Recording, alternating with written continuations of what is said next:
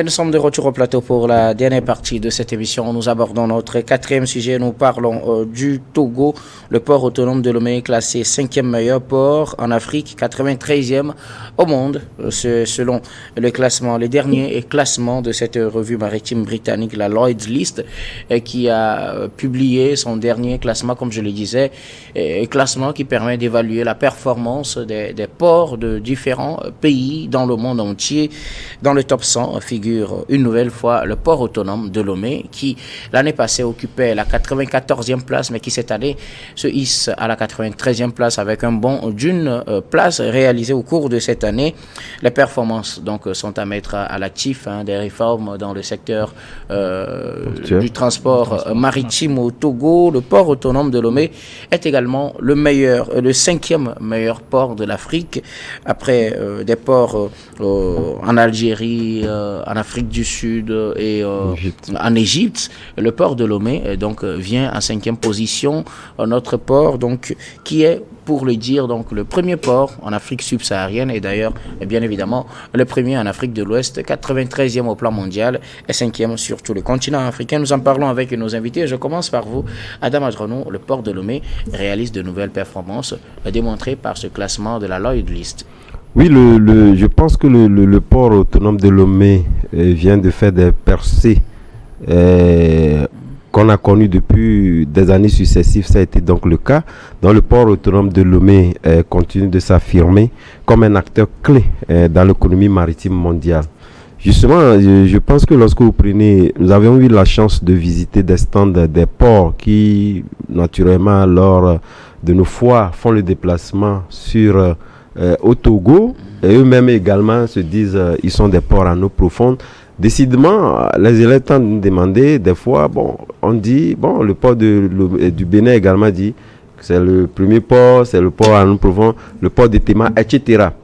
Mais je pense que lorsque nous remontons un peu l'histoire, nous avons connu de grands ports, notamment ce qui nous était dit lorsqu'on était encore au coup primaire, le port de Pointe-Noire était ce port-là qui nous avait été clamé comme là où transitaient, en tout cas les esclaves. C'était le plus grand port qu'on nous avait dit en Afrique de l'Ouest. Aujourd'hui, ces ports-là sont loin. Ça voudrait dire c'est à mettre à l'actif d'un travail de titan et d'une prise de conscience des autorités, faisant donc de notre port l'un des poumons économiques, non seulement du Togo, mais de la sous-région. Vous savez, le Togo, le port autonome de Lomé, s'est toujours affirmé comme un hub dans la sous-région. Et je pense que ce classement 2024 vient renforcer cette position. Et cette reconnaissance internationale, de mon point de vue, est constant et justement les modernités qu'on peut véritablement donc citer depuis un moment où le port s'est étendu, on a eu d'autres concessionnaires également qui sont venus, faisant en sorte que notre port est de beaucoup d'attrayants vis-à-vis des pays de l'Interland, mais au même moment vis-à-vis de certains pays. Mais je pense que ces performances également ne sont pas en tout cas une fleuve assez tranquille. Vous avez vu également d'autres problèmes également que les gens essaient de tisser. Il n'y a pas eu longtemps où on était obligé de pouvoir donc clarifier un certain nombre de questions liées au fait que l'organisation même au niveau du port, ce n'est plus comme ce que vous constaterez où pratiquement on débarque et vous voyez tout est organisé. Lorsque vous arrivez, vous savez véritablement que vous vous dirigez vers tel pour être servi, et également le rôle joué fondamentalement par l'OTR. L'OTR, vous savez, lorsqu'on parle du port et surtout lorsqu'on parle de zone transit ou pratiquement le frottement de cette réalité avec d'autres pays, l'OTR est à l'avant-garde parce que c'est l'OTR qui emploie les douaniers qui frottent, qui font en fait rentrer les fonds. Je pense que la rigueur imprimée par l'Office togolais des recettes face à la gestion du transbordement ou de la gestion des marchandises arrivant dans nos ports font qu'aujourd'hui notre port est assez compétitif. N'en déplaise à certains qui voient le verre à moitié vide, je pense que notre port est assez compétitif, lié donc à l'offre de services qui est donnée donc à ceux qui fréquentent nos ports. Et justement, lorsque vous prenez la plupart de ces pays-là, on a tendance à pouvoir donc considérer comme le port de Lomé, c'est seulement les pays sahéliens ou les pays de l'intérieur. Mais lorsque vous prenez, il y a d'autres produits également. Vous prenez les Ghanéens qui viennent les chercher, même les Béninois.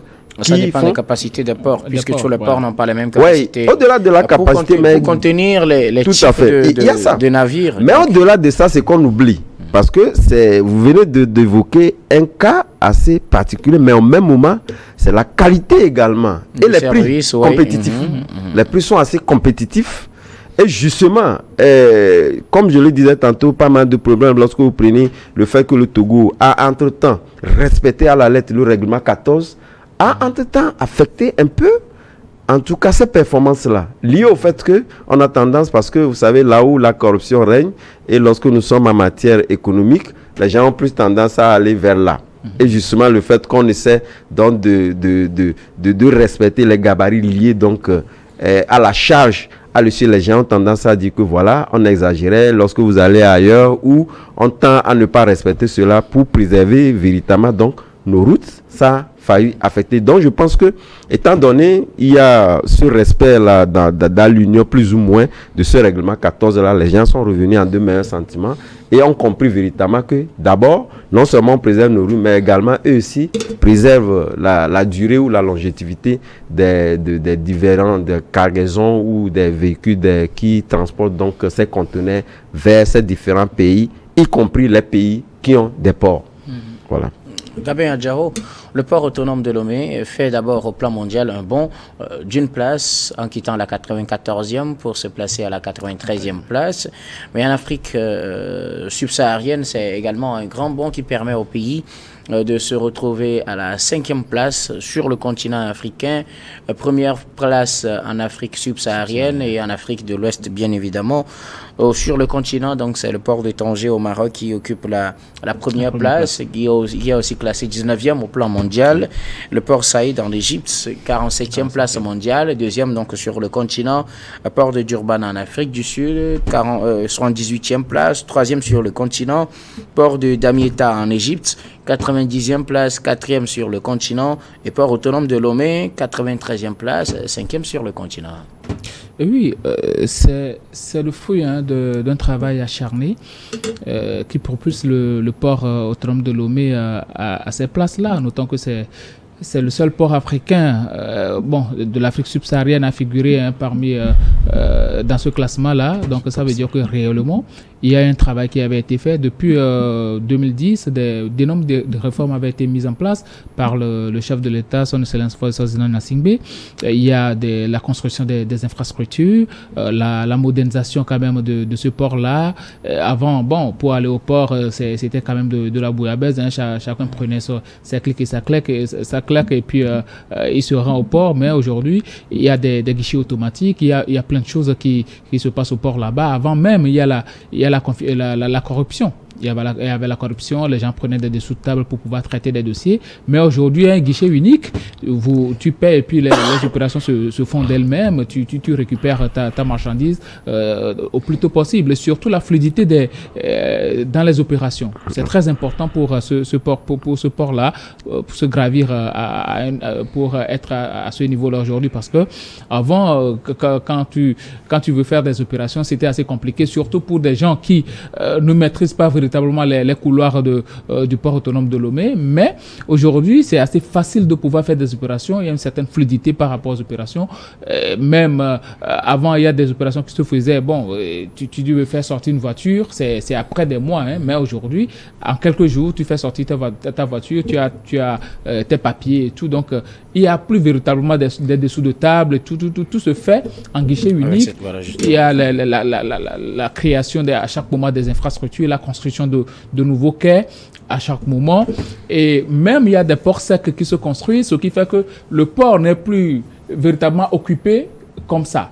Il y a le désengorgement. Donc, du coup, ça permet à ce que les choses soient beaucoup plus fluides au port. Et tout ça, c'est par rapport au travail, au dynamisme du travail mis en place par le chef de l'État et son gouvernement. N'oublions pas que nous n'avons pas que le Togo qui a un port en Afrique de l'Ouest. Il y a plusieurs pays qui ont des ports, le Bénin à côté, le Ghana et tout ça. Le port de Tema, le port de Lekki au Nigeria également, qui fait partie des plus grands. Et pourtant, la plupart du temps, ces ports-là font encore recours au Togo pour pouvoir transporter certaines marchandises. Ça veut dire que les réformes continuent de plus belle.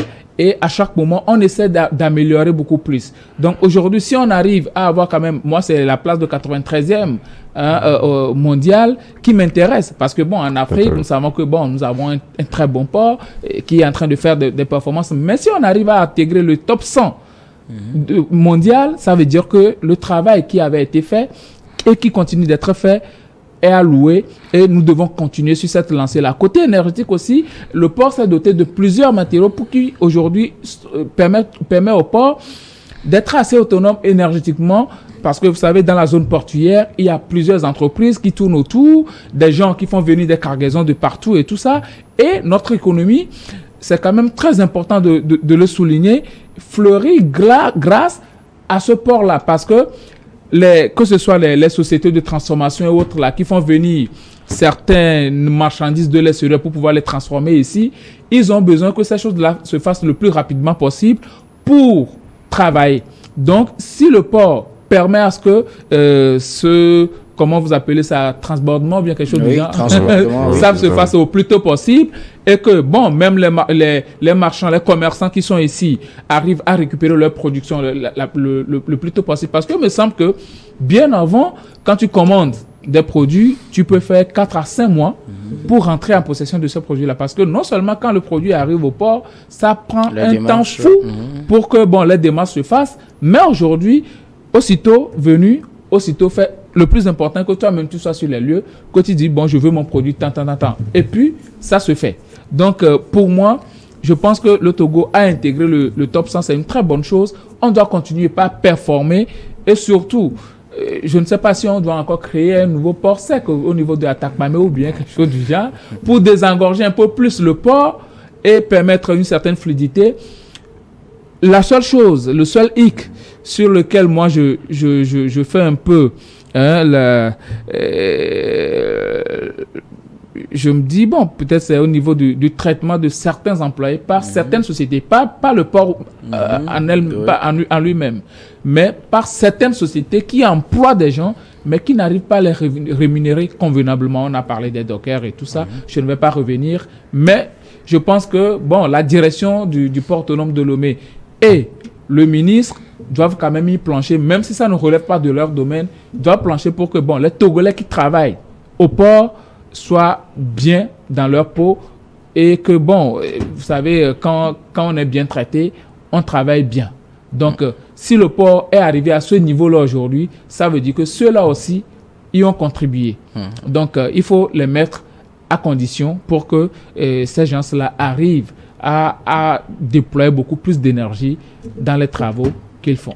Alors, quand on parle de performance ou surtout de performance à ce niveau, il faut voir aussi les défis pour se maintenir dans le top 100. D'abord, se maintenir dans le top 100 et peut-être espérer progresser parce qu'on le disait tout à l'heure, l'année passée 2023, c'était la 94e place et cette année 2024, c'est la 93e place. Espérer peut-être en 2025 occuper la 90e place, pourquoi pas, et ainsi de suite. C'est également, au moment où on félicite, appeler à beaucoup plus de travail pour maintenir le cap et rester toujours dans de meilleurs scores. Oui, bien évidemment. Et je pense que si successivement le port de Lomé a toujours fait des bons en avant, c'est justement parce que cet aspect-là a été compris et maîtrisé.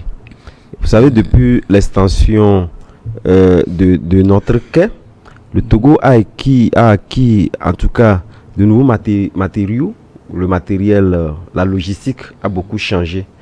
Et cette logistique-là s'est alliée également le fait qu'on a pu, en tout cas, instaurer un système numérique. Donc, avec comme corollaire ou impact direct, on a la durée d'attente des navires qui a beaucoup réduit.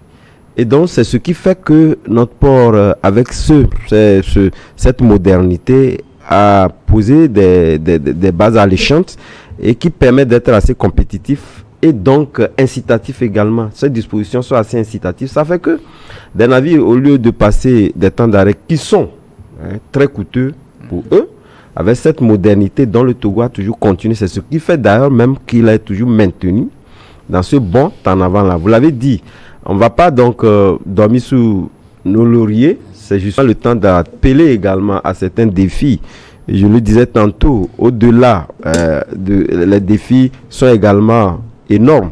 Et je pense que lorsque on parle de compétitivité du port, ce sont les hommes et les femmes qui travaillent, qu'il faudrait, Gabel le disait tantôt, justement lorsque le port s'améliore, la compétitivité s'améliore, je pense que c'est également le financement qui est engrangé et ce financement doit avoir directement des impacts sur l'humain. Et justement parce que si on investit dans l'humain, et je rappelle le chef de l'État qui a dit qu'aucune réforme en tout cas ne fasse barrière à l'humain qui travaille, parce que vous savez, lorsqu'on dit aujourd'hui on a ajouté un système numérique assez informatisé quelque part, ça peut réduire la main d'œuvre. C'est en cela qu'il dit qu'il ne faudrait pas que des réformes puissent affecter l'humain, et donc continuer par investir dans l'humain, également faire en sorte que nous puissions arriver à performer davantage, parce que je vois lorsque vous prenez certaines usines ou usines de transformation, vous allez à la BB, vous allez contre Goulba, vous voyez un système rigoureux qui est installé. Vous savez véritablement que ce soit le personnel, que ce soit les visiteurs, lorsque vous venez, il y a un système. Pourquoi? Et c'est ce système-là qui fait que on arrive peut-être à d'autres classements, justement, pour continuer par maintenir ces performances-là. Donc, je pense qu'on doit pouvoir en arriver là. Parlant donc des ISO, je pense que le port autonome aujourd'hui peut également être, en tout cas, candidat aux différents ISO, même s'il en a eu. Et pour maintenir cette performance-là, ça passe également par là. C'est vrai que c'est assez contraignant lorsque vous prenez nos habitudes qui n'ont pas tellement changé. Lorsqu'on impose ce genre de dons-là, on a tendance à dire on nous demande de trop. Mais lorsque vous arrivez à un niveau de développement, cela s'invite et est obligatoire. Et donc je pense que après 3 années successives de performance, on a tendance à arriver donc à avoir ces prix ISO là justement pour améliorer tout ce qui est défi, mais pour améliorer ce qui a été déjà fait. Gabriel Adjaro, il faut pas pour pouvoir plutôt se maintenir dans ce classement, ce top 100 des meilleurs ports ayant réalisé les meilleures performances au monde. Parce que c'est vrai, on l'a dit, l'année dernière, c'était la 94e place, un bond d'une place au plan mondial cette année, en nous permettant de nous hisser à la 93e. Il va devoir continuer le travail et pour pouvoir se maintenir, soit toujours dans de meilleures performances au niveau du top 100, et pourquoi ne pas gagner peut-être le top 50 ou quelque chose comme ça. Oui, je pense que c'est là le plus difficile. Le plus important, c'est pas de monter, mais d'y rester. Donc, je pense que il faut pas se mesurer au plus faible. Il faut toujours se mesurer au plus excellent. Si on arrive à la 93e place, ça veut dire que bon, nous devons faire le maximum pour pourquoi pas être la première place, parce que celui qui est à la première place aussi, c'est un pays. C'est un pays tout comme nous. Donc, on peut aussi arriver à ravir la vedette à ce pays-là. Donc, le plus important, c'est d'arriver quand même à se baser sur les déficits, les insuffisances, ce qui n'a pas été fait jusqu'à présent pour s'améliorer. Je pense que c'est ce que nous devons faire aujourd'hui. Est-ce que ça, c'est pas trop rêvé aussi pour le moment? Oui, il faut rêver grand. Défier la Chine en ce moment en matière d'infrastructures portuaires. Oui, bon, c'est difficile. Peut-être être le premier sur le continent. Oui, c'est difficile, mais bon, il faut rêver grand. Si on arrive à rivaliser, à se dire, bon, on va défier un peu la Chine ou bien on veut se mesurer à la Chine, je pense que sur le plan africain, on sera le meilleur automatiquement. Donc, il ne faut pas se mesurer peut-être au Maroc ou bien à l'Algérie et tout, mais se mesurer au plus excellent. Le Maroc et l'Algérie sont excellents, mais il faut se mesurer au plus excellent, à savoir la Chine et autres là, qui sont véritablement devant nous. Les États-Unis qui sont largement devant nous. Il faut toujours rêver. C'est vrai, ce sont des pays qui sont vraiment développés, mais si on arrive à se projeter sur les 30-50 ans qui arrivent, je pense que déjà, on peut maintenir le cap, gravir les échelons petit à petit. Et pourquoi pas, bon, d'ici 50 ans, d'ici 30 ans, on peut arriver à la 3e, 2e, bien 4e place. Là, on va pouvoir se projeter sur la première place. Je pense que ce n'est pas impossible pour un pays comme le Togo, d'autant plus que on a une population assez jeune Il faut juste les mettre à contribution. Vous savez, le port autonome d'aujourd'hui, il y a tellement de gens, même les sans-emploi, quand ils partent le matin, chacun dit, bon, je vais à TP3, je vais me trouver un petit truc à vendre et tout ça. Donc, ça vivifie l'économie, ça rend beaucoup plus grand le port autonome de Lomé. Donc, je pense qu'il faut mettre tout le monde à contribution pour que, bon, dans très peu de temps, on arrive à gravir la gestion. Mais pour le moment, je pense que nous devons travailler à maintenir les caps et rivaliser, essayer de rivaliser avec les plus excellents pour voir, bon, ce qu'il peut en être la prochaine fois. Donc, pour moi, on se satisfait du résultat d'aujourd'hui de la 93e place parce que c'est ça qui me tient à cœur, parce que c'est le premier port subsaharien dans ce classement-là. Ça me tient véritablement à cœur, mais qu'on ne s'arrête pas là, qu'on continue pas à faire les réformes et qu'on aide beaucoup plus la population à pouvoir se sentir dans cette gestion-là, parce que le port autonome de Lomé, c'est le point culminant quand même de notre économie. Il faut en sorte que la population en profite aussi. Et je pense que le chef de l'État a assez fait de réformes depuis 2010. Il va continuer par le faire. Mais il faudrait mettre beaucoup plus, ou bien il faut encore aider beaucoup plus la population à se sentir dans cette gestion-là. Je sais que bon, il fait beaucoup de choses, mais qu'il y pense beaucoup plus. Merci beaucoup à vous tous pour vos contributions. Nous arrivons pratiquement à la fin de ce numéro de Regard Croisé, mais avant de nous séparer, nous allons faire notre dernier tour de table. Ce sera pour vos mots de fin sur un sujet de votre choix. Je commence par vous, Adam Adrono. Oui, mon sujet de choix, j'aimerais inviter tous ces Africains-là ou la population du monde entier à faire sienne cet appel ou ce programme du programme des Nations Unies, le PNUD, qui appelle, qui nous interpelle à être Sahel. Être Sahel, c'est justement, vous savez, depuis un moment, depuis l'avènement de ces coups de terre-là, il n'y a eu que des clichés assez négatifs ou pratiquement fondamentalement négatifs qui ont été dits sur ces pays-là, dont le moment est venu de pouvoir donc faire parler de cette bonne dynamique-là qui doit continuer davantage, et dont j'invite les Africains, fondamentalement de l'Afrique de l'Ouest, à faire sienne ce programme du PNUD qui nous interpelle à être Sahel. Merci beaucoup à vous. Adam Adrono, journaliste, directeur de publication du journal Vision d'Afrique. Merci beaucoup d'être passé sur ce plateau. C'est moi. Gabin Adjaro, vos mots de fin. Oui, je sais que vous prenez tous la route, mais je ne sais pas si vous avez remarqué ces derniers temps que les feux tricolores ne travaillent pas. Je ne le sais pas. Guillaume, peut-être que dans ta zone, ça travaille, ou bien Adam, ça travaille dans sa zone. On n'emprunte pas les mêmes routes. Hier, pratiquement tous les feux tricolores que j'ai eu à parcourir, il n'y a aucun qui travaille. Je n'ai rien compris. Le carrefour de GTA, la source à Avedi, Douane, Adido Gomé, côté lycée technique, Adido Adin, Hôtel Concorde, Décon, face NCA, tout ça ne travaille pas. Or, ce sont de grands carrefours. Je ne sais pas véritablement ce qui se passe. Est-ce que c'est de la compétence de l'État ou bien c'est encore une histoire de compétences partagées, compétences, tout. Mais qui que ce soit, même au niveau de la clé, Casablanca, ça ne travaille pas. Donc, ce sont de grands carrefours et les gens s'entremêlent, les gens rentrent dedans comme ils veulent et tout ça. C'est assez compliqué. Je pense que les mairies doivent tout faire pour réparer ces feux tricolores parce que on ne peut pas demander aux usagers à chaque moment de faire leur part et que les autorités ne fassent pas leur part. C'est très compliqué.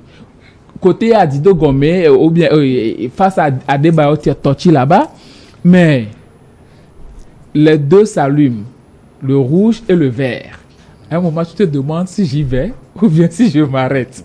Donc, je pense que les mairies, je salue tous les maires de Lomé, mais il faut faire un travail de fond pour que ces feux-là travaillent pour le bonheur des populations, surtout ceux-là qui prennent les routes pour aller travailler et revenir chaque jour. Merci beaucoup à vous. Gabin Adjaro, vous êtes juriste, directeur de cabinet, juriste consulting. Merci beaucoup d'être passé sur ce plateau. Merci, docteur. Et nous disons merci à toutes les équipes techniques et rédactionnelles qui nous ont aidés à préparer et à présenter cette émission. Merci beaucoup à Comme Lagrand, merci à la réalisation et à Cédric Newlands à la diffusion. Surtout merci à vous, très chers téléspectateurs, de nous avoir suivis. C'est la fin de ce numéro. Je vous retrouve demain avec le même plaisir pour un autre numéro.